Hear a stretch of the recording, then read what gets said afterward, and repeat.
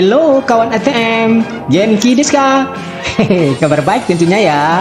Oke, pada kisah yang lalu, 5 Kaku Rangers telah berkumpul semua. Bahkan 4 gulungan Makimono terakhir juga telah didapat. Hal ini membuat bos yokai Ayuki Arai dendam pada mereka. Apa tindakannya? Ya udah, langsung aja ceki-ceki. Kaku Ranger ninja ninja. Kalian akan membayarnya Soki. Polisi yokai, gawat dong. Sekai baru aja berselisih paham dengan polisi gara-gara pengen ngejar cewek cantik, lalu nerobos lampu merah. Apa salah?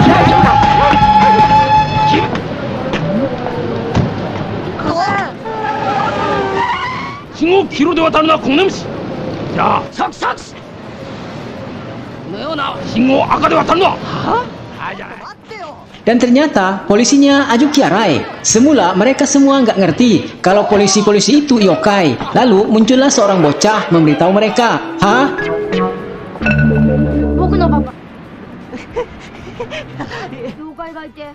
Ia sedih karena ayahnya telah ditangkap yokai-yokai itu. Oh, tiba-tiba Jiraiya ingat polisi. Ya, Ayuki Arai. Policeman Azuki Arai.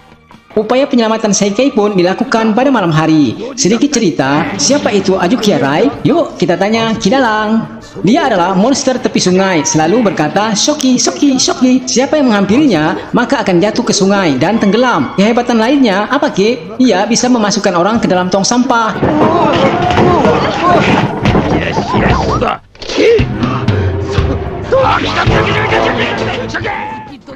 Kini 4 Kaku Rangers ketangkap dan ditawan di dalam tong sampahnya, lalu dibawa ke markas yokai. Kecuali Sasuke, ia pun datang membantu dengan menjadi seekor lebah.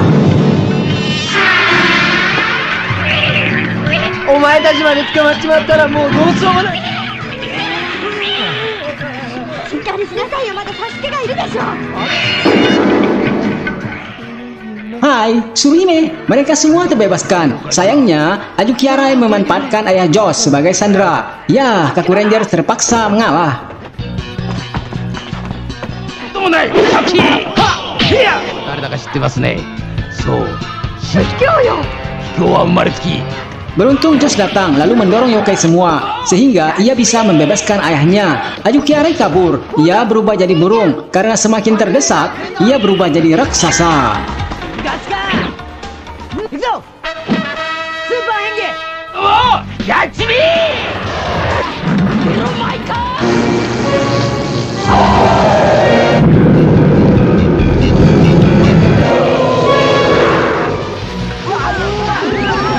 ーです初期バン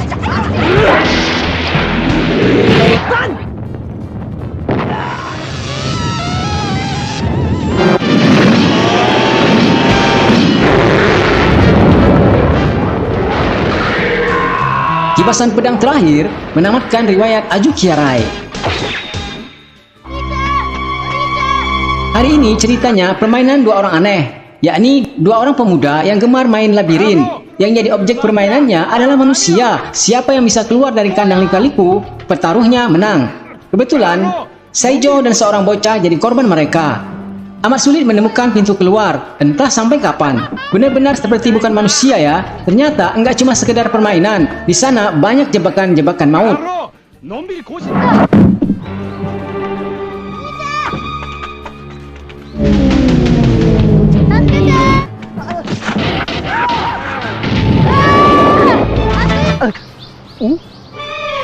きっと妖怪の仕業よ Saijo kemudian bisa menemukan pintu keluar. Otomatis pemegang si bocah kalah taruh. Ia malah jadi marah dengan tuh bocah, lalu menampakkan wujud aslinya, Yokai Nurikabe. 小僧てめえなんか壁に挟まれてお許せねえ壁の正体でありますおめえなんか死刑だ Siapa dia? Yuk tanya lagi Kidalang. Yokai yang biasa memunculkan tembok dan menutup jalan orang. Saijo meski udah bisa keluar, tapi ia mesti menolong bocah agar bisa keluar juga. Hampir saja ia terkena jebakan lagi. Beruntung ia segera menemukan bocah. Kalau enggak, bisa is dead. Dengan senjata kaku lasernya, Saijo berhasil melepaskan lilitan Nurikabe. Lalu ia memanggil anak buahnya. Hampir saja Saijo kalah. Syukur teman-temannya datang. Saijo!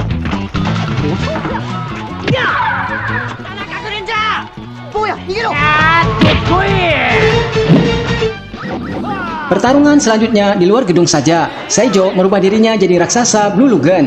Rumah permainan labirin ia hancurkan. Manusia bukan pion, seenaknya saja mereka jadikan permainan. Dan ini untuk Nurikabe.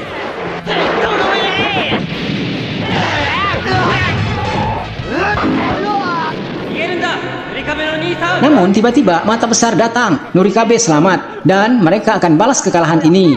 Pertama yang bakal disingkirkan pimpinan Kaku Ranger, Tsuruhime. Mereka menjebaknya dengan memberikan perhiasan yang didapat dari hasil menyulap.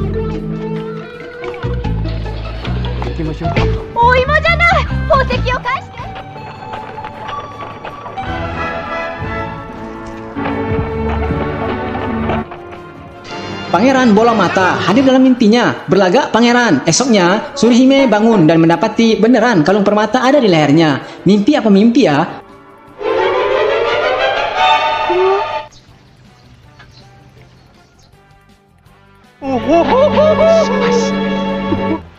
Malam kedua ia datang lagi. Tsuruhime seperti orang nggak sadar berjalan keluar tendanya. Kebetulan terlihat oleh Jiraiya. Karena ia dipanggil nggak nyaut-nyaut, lalu Jiraiya membangunkan teman-temannya. Semua juga nggak mau bangun. Ia pun mengejar Tsuruhime. Namun mendadak muncul tembok. Piat! Jiraiya terjengkang. Syukurlah teman-temannya udah mau bangun. Kemunculan yokai Nurikabe meyakinkan mereka kalau Tsuruhime terkena pengaruh jahat yokai ini dan Mukumukuren. Siapa dia? Tanya Kidalang. 木蓮とは無数の目を持ち Iya Ki, banyak banget matanya. Kalau nanti rabun, berapa banyak kacamata yang harus disiapkan ya Ki? Ini hanya muslihat tipu mata saja. Pasti ada yokai dalangnya. Perhiasan itu ternyata didapat dari hasil menipu. Kalau begitu, gawat. Bisa-bisa mereka jadi tersangka penipuan. Hah? Sementara mereka menanti Sasuke dan Jiraiya mengembalikan perhiasan, Tsuruhime nggak mood jualan krepes. Ia malah melihat pangeran datang lagi. Lalu menyulapnya seperti dalam mimpi kembali. Namun, Tsuruhime menyadari kalau ini hanyalah mimpi. Ia minta hal ini diakhiri dan ia tak kenal siapa pangeran ini. Ternyata enggak mudah. Ia malah menurut. Manakala pangeran memintanya menandatangani buku pernikahan. Hah? Jadi istri yokai?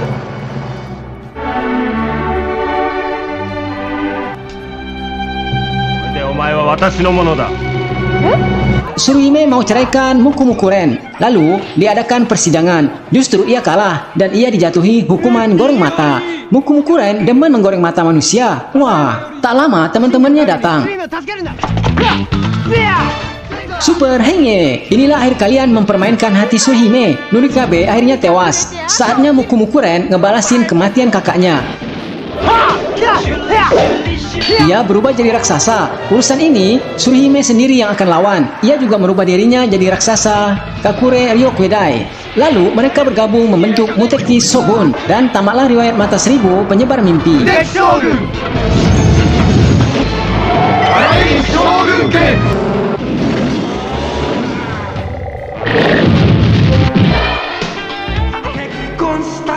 Jiraiya ngerjain Tsuruhime. Ia jengkel dengan ulah teman-temannya ini dan bunga dilempar. Ups, Kidalang aja deh yang ambil. Hehe.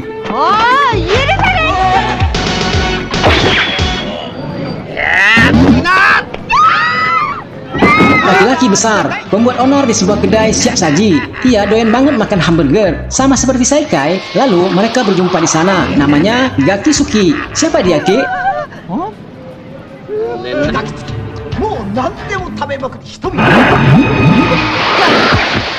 Kenapa Ki? Serem ya? Lo kata ibu lo lebih serem. Hihi. Seikai harus menghentikan aksi yokai lapar ini. Dulu ia sangat kelaparan semasa disegel. Kini ia hendak makan sepuasnya. Untuk menghadapinya, Kaku Rangers langsung aja memanggil sub driver. Gakisuki menghilang. Nggak ketahuan. Ia malahan masuk ke mulut Seikai. Mantasan ia jadi lapar banget. Ya, ia kan cuma punya 2 hobi. Apa, Meng? Atas pengaruh Gakisuki, ia kini bertambah besar. Oh, ini ada yang nggak beres nih. Sasuke lalu mengeluarkan Ninpo Action Byankyo. Hei, sama teropong. Sorry. Maka, kelihatan kalau di dalam perut Sekai ada makhluknya. Ini dia biangnya. Lalu, berbagai usaha dibuat agar Gakisuki bisa keluar. Dan terkuak kalau Sekai sebetulnya menyukai Tsuruhime. Makanya, ia meminta Tsuruhime masuk ke dalam perutnya pula. Hah? Ini kan nggak masuk akal. Semua rencana Sekai nggak ada yang berhasil. Tetapi, mungkin saja cara ini bisa. Akhirnya, Tsuruhime mau setelah merenung dan melihat kegigihan Sekai. Ia ikut berusaha pula supaya Gakisuki bisa keluar. Lantas, dengan sedikit kejutan, Tsuruhime menyamar jadi ham besar. Tsuruhime Burger. Enak. Taktik ini dipakai supaya yokai dalam perut Sekai terpancing mau keluar. Dengan susah payah menahan agar nggak memakan ham itu, akhirnya Gakisuki yang nggak tahan, ia keluar dan ia pun ketangkap. Burger. Atas kelakuan nakalnya memanfaatkan nafsu makan Sekai, ini hukumannya. Hebat. Hatta.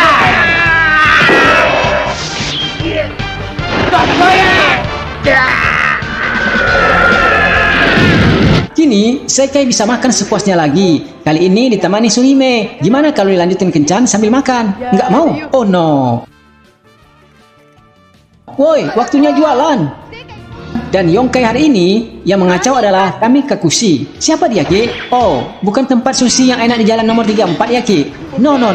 Kata Ki Dalang, dia tuh suka menjebak anak-anak lewat umpan suara kucing. Toko Bakeneko. Tim Kaku Ranger saat ini terdampar di sebuah kampung Neko. Setelah barusan, Nekomaru sangat sulit dikendalikan. Ia jadi bas oleng. Aneh hari ini Nekomaru.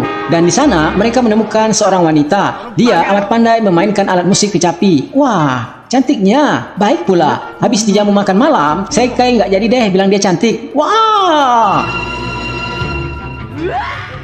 Lalu dia coba membangunkan teman-temannya, tapi yang ada mereka jadi pingsan semua. Mereka kini ada dalam jebakan Bakeneko. Nggak neko-neko. Ia pun langsung pengen habisi Kaku Rangers. Namun ia salah duga. Tsuruhime dan Sasuke nggak pingsan. Bakoneko berhasil melarikan diri. Lewat Daron Changernya, Sasuke berhasil menemukan toko Bakoneko, spesialis menjual anak-anak manusia sebagai santapan yokai. Serem ya, makanannya manusia.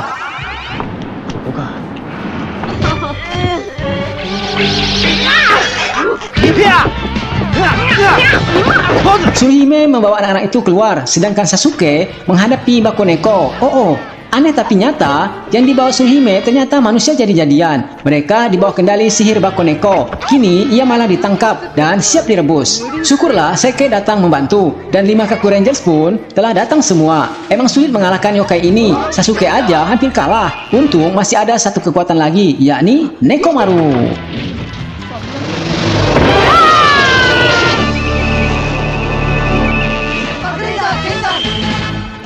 Dan Bakoneko pun bisa dikalahkan. Nekomaru juga klan Bakoneko rupanya. Meow.